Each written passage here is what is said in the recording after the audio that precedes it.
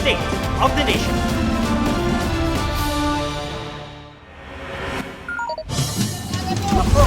Ako, yan na. Muntik nang mahulog sa dagat ang truck na yan na may kargang mga pakwan sa pantalan ng Abra de Ilog sa Occidental Mindoro. Napatulan ng driver mula sa truck at nadulas pa. Ayon sa PAO ng Occidental Mindoro, biglang lumakas ang alon. Wala namang nasaktan sa insidente at ligtas na naibaba sa pantalan ang truck. Sa Tawi-Tawi, binutasan na ng mga otoridad ang pader ng opisina ng DepEd sa kabisera na Bonggao. Naipon na kasi ang tubig dahil sa malalakas na ulan at nahirapang humupa ang baha dahil sa dami ng basura ng compound. Sabi ng mga taga-Bonggao, ito raw ang unang beses na binaha sila dahil sa ulan na ayon sa Pag-asa ay epekto ng shear line at easterlies. Nauwi sa disgrasya ang pagpapakitang gilas ng dalawang rider sa bahagi ng Marilaki Highway sa Tanay Rizal. Namatay ang isa sa kanila. Ang nahulikam na insidente sa report ni Joseph Moro. Parang Superman na nakadapa sa kanilang humaharurot na motorsiklo ang dalawang rider na ito noong January 26 sa bahagi ng Marilaki Highway sa Tanay Rizal. Pero pagdating sa kurbada, nagkasabitan sila, nagpagewang-gewang at nasa pulang barrier at mga nanonood sa gilid ng kalsada. Sa tindi ng pagsalpok ng dalawan, nahulog sa bangin sa likuran ang isa sa mga nanonood. Humandusay sa kalsada ang dalawang rider na sina Rico Buyawan at John Louis Arguelles.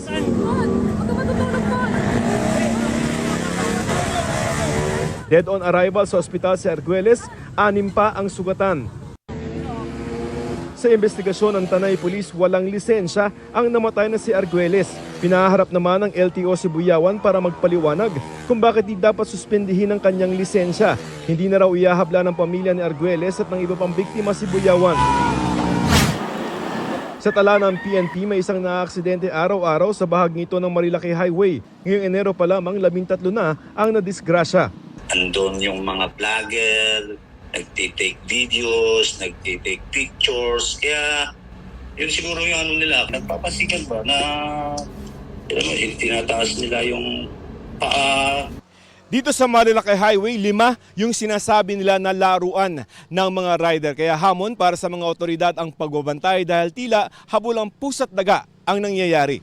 Meron din silang ginagawa na mga codes nila na umiiwas. Ayon sa HPG, posibleng maharap sa reklamong kriminal ang mga nagkakarera sa Marilaki. Pinaigting na ang police visibility roon. Kung saan yung talagang nandun yung congestion ng mga riders natin, doon din tayo. Kung saan sila naglalaro, doon din tayo.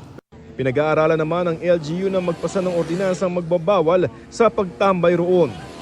Joseph Morong, nagbabalita para sa GMA Integrated News. Field trip sa Bataan na naging tila death march ang naranasan ng mga estudyante ng isang kolehiyo sa Quezon City. May ilan pang nahimatay.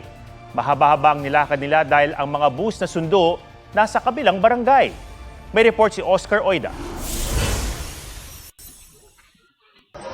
Oras na ba? 7:45. So yun, kanina pa kami nandito. Hindi nakala ng mga estudyanteng ito ng Best Link College of the Philippines na ang masayang field trip sa Hermosa, Bataan noong linggo mauuwi sa kilo-kilometrong lakaran. Tara, Death March. Bataan Death March. Marami ang inabutan na ng dilim sa paglalakad sa malikabok na daan. Ang mga bus kasing sinakyan nila at maghahatid pa uwi sa Quezon City sa ibang barangay pumarada.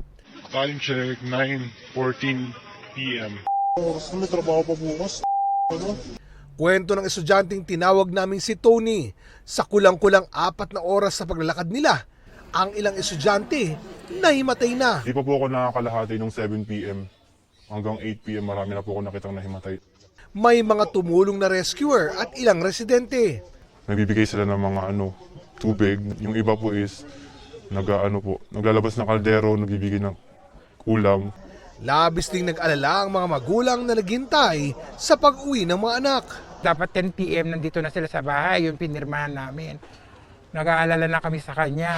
Ang Commission on Higher Education, pinagpapaliwanag na ang paaralan at mag-iimbestiga. Gayon din ang Quezon City LGU na may sakop sa paaralan. Pinuntahan ng GMA Integrated News ang campus ng Bestlink College sa Quezon City.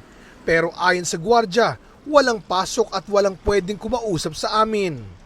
Oscar Oida, nagbabalita para sa GMA Integrated News.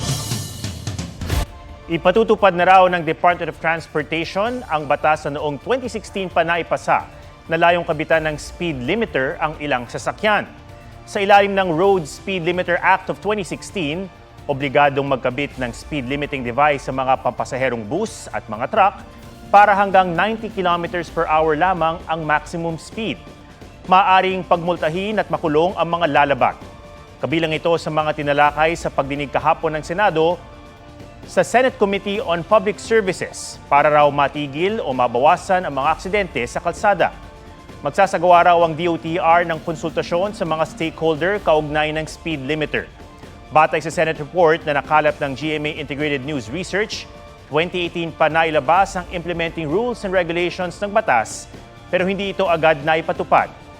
Bukod sa kulang pa ang mga speed limiter sa bansa, wala pang guidelines at national standards sa pag-accredit ng mga nasabing aparato.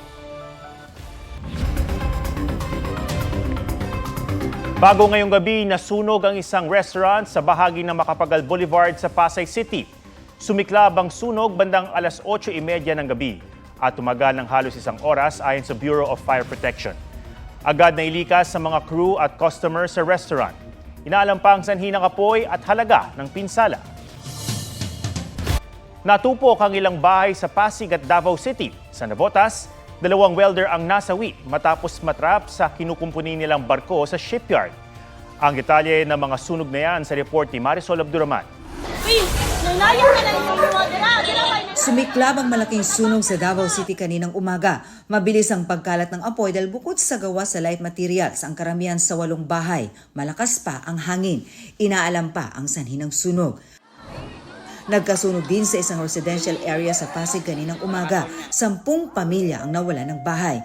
Inabotan na sila ng tulong ng barangay. Iniimbestigahan ang sanhi ng sunog. Binalot ng makapal na usok ang shipyard na ito sa Navotas dahil sa sunog pasado alas 9 kagabi. Ayon sa BFP, nasunog ang storage room na nasa itaas na bahagi ng kinukumpuning barko roon. Medyo confined yung sunog. So ibig sabihin, nasa loob siya at limitado lamang ang lagusan pati ang mga bintana. Kaya nahirapan na ating bumbero para maipasok ito. Mahigit 20 trabahador ang gumagawa sa iba't ibang bahagi ng barko nang mangyari ang sunog. 2 kasamahan nilang welder ang nasawi. Inabot ng halos 5 oras ang pag-apula. Inaalam pa kung may nalabag sa fire safety code ang contractor ng shipyard. Marisol Abduraman, nagbabalita para sa GMA Integrated News. Selyado na ang giant collab ng GMA Network at ABS-CBN Studios para sa Pinoy Big Brother na mapapanood na rin sa Kapuso Network. Pumirma para sa Kapuso Network sina GMA President and Chief Executive Officer Gilberto Arduavit Jr., Executive Committee Chairman Joel G. Jimenez, at Senior Vice President for GMA Network Attorney Annette Coson Valdez. Sa hanay naman ng Kapamilya Network, pumirma sina ABS-CBN Chairman Mark L. Lopez, President and CEO Carlo L. Katigbak, at COO for Broadcast Maria Socorro Vividanes. Kahapon pa lang nung nag-breaking news, sobrang dami ng messages. Nagsasabi na sino yung mga gusto nilang mapanood, sino gusto nilang makita sa loob ng bahay ni Kuya. We commit to giving you a very exciting, compelling, fun, and enjoyable experience as we join forces, GMA and ABS-CBN. Barbie Fortesa at Kim Jisoo magtatambal sa isang episode ng Daig Kayo ng Lola Ko. David Licauco, may makulit na komento. Kilig overload ang hatid ni Dingdong Dantes nang pirmahan niya ang chichirya ng isang fan. In celebration of Lunar New Year, nagpaabot ng pagbati sa ARMY sina Jin at J-Hope ng BTS. Busy naman si V sa pag-workout sa kanyang unit. This 2025, inaasahang magre-reunite ang grupo sa pagtatapos ng mandatory military service ng 5 pa nilang miyembro. Nelson Canlas nagbabalita para sa GMA Integrated News.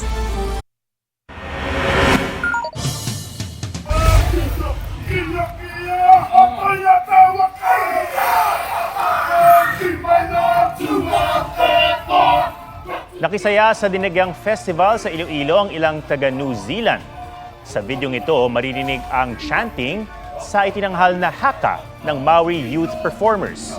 Ang haka ay isang traditional war dance ng mga katutubong Maori sa New Zealand sa pamamagitan ng malakas na boses at matapang na mga galaw. Ginagawa rin daw ito bilang pagbati sa mga bisita, pagbibigay respeto sa mga yumao at pagpupugay sa mga ninuno.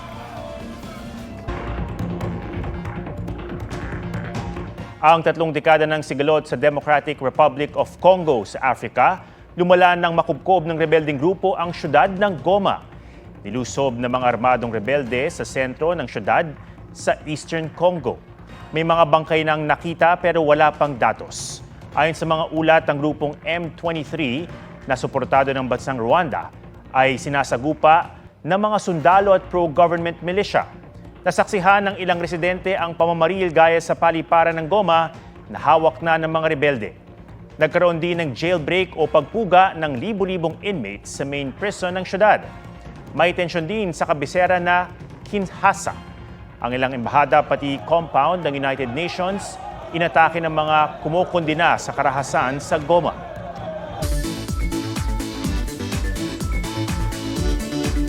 Hindi lang mga Pinoy kundi maging dayuhan na aakit ng isang bundok sa Zambales. Matapos itong akitin, pwede namang magtampisaw sa Nagsasa Cove. G-Tay dyan kasama si Ian Cruz. May tuturing na most hiked mountain sa Zambales, ang Mount Balingkilat. Pati foreigners na hikayat umakyat, tulad ng Japanese na si Heita Motomura na 5 taon nang ine-explore ang Pilipinas. But it gets really steep here.